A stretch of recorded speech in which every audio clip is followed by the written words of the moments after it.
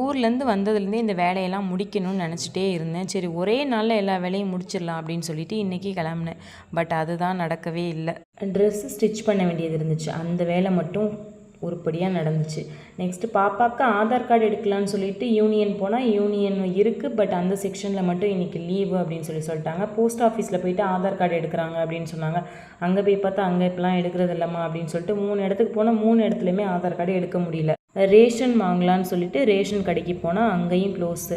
5 மந்த்ஸாக வாங்கவே இல்லையா, இந்த மந்த்து வாங்கியே ஆகணும், இந்த மந்த்து முடிஞ்சால் 6 மந்த் ஆயிரும். ஸோ இன்றைக்கி வாங்கியே ஆகணும் அப்படின்னு சொல்லிட்டு அங்கேயும் போனேன். அங்கேயும் இன்றைக்கி ஓப்பன் ஆகலை. பட் இன்றைக்கி எந்த ஹாலிடேயுமே இல்லை. எல்லாமே இன்றைக்கி நம்ம நேரம் இன்றைக்கி சரியே இல்லை.